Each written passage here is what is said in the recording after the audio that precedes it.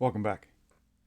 In our last meditation, we considered Epaphras, who Paul states labored fervently for the believers of Colosse, Laodicea, and Hierapolis, that they would then be filled with all the will of God.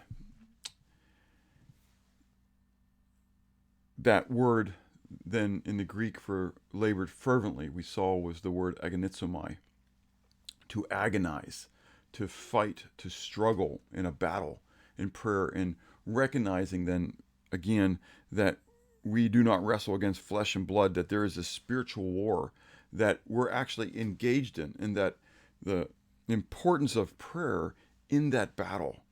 I'd like to read another quick passage from the book of Exodus, dealing with this support staff, if you would, of individuals who are behind the scenes helping with the work of others, and yet this is all a matter of prayer in the spiritual war that's going on. I think it just epitomizes this whole concept.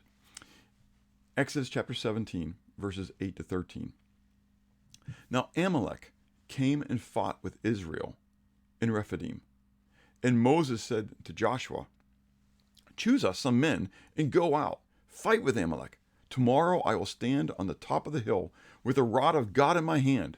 So Joshua did as Moses said to him and fought with Amalek. And Moses, Aaron, and Hur went up to the top of the hill. And so it was, when Moses held up his hand, that Israel prevailed. And when he let down his hand, Amalek prevailed. But Moses' hands became heavy, so they took a stone and put it under him, and he sat on it. And Aaron and Hur supported his hands, one on one side and the other on the other side, and his hands were steady until the going down of the sun. So Joshua defeated Amalek and his people with the edge of the sword. If you were only looking through the annals of military exploits, you would only read, if you would, this battle of Joshua and the Amalekites. And you would be seeing this battle that was going back and forth, and it seemed like the tide was turning, of momentum, that Joshua and the Israelites were pushing forth with against the Amalekites, and it seemed like the battle was theirs. And then all of a sudden, the Amalekites were taking over, and Joshua seemed like it was going to be falter, and the Amalekites would win. But then all of a sudden, Joshua and his men were able to resurge and to be able to come back and to actually take the victory at the end. And that would, in a sense, be true as we see it. But what we're told is that there was a battle going on behind the battle. There was a battle of prayer, a spiritual war that was actually being engaged in behind what was seen physically. Moses was told by God to lift up his hands, and he went as he was instructed to go up.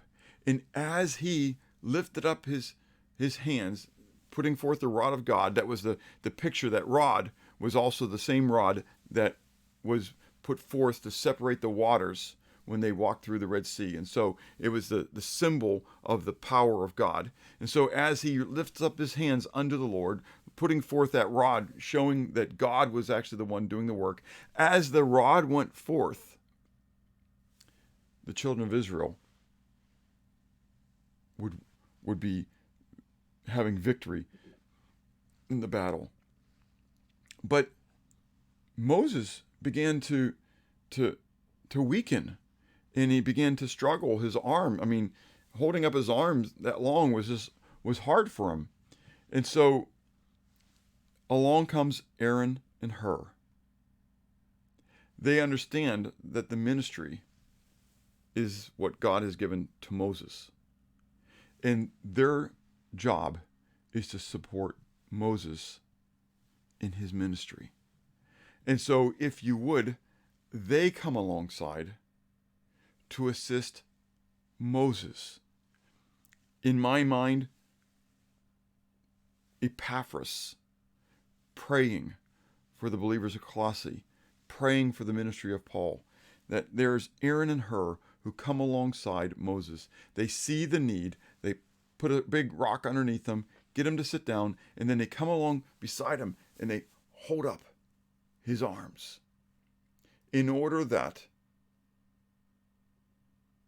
the nation of Israel would have victory over the Amalekites, in order that Moses could fulfill the ministry that God had for him. Again, many sessions ago, I challenged you about praying for your pastor, for those who are in the quote-unquote ministry of your local assembly. It may be the elders, it may be a pastor, it may be someone who's teaching your Sunday school, it may be someone who's discipling you at this very moment. I would covet your prayers as well.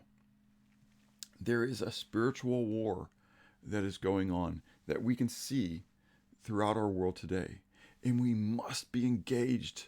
We must fight the good fight, as we saw yesterday, battling in this war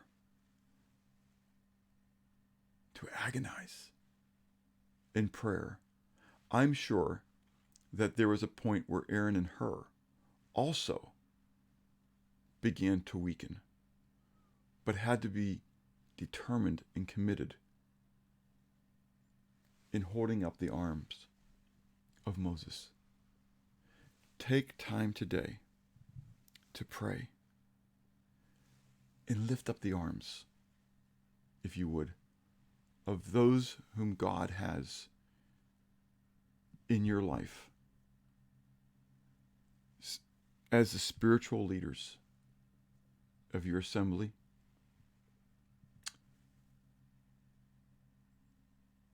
that your assembly would then be able to see the victory that Israel saw over the Amalekites. And have a blessed day.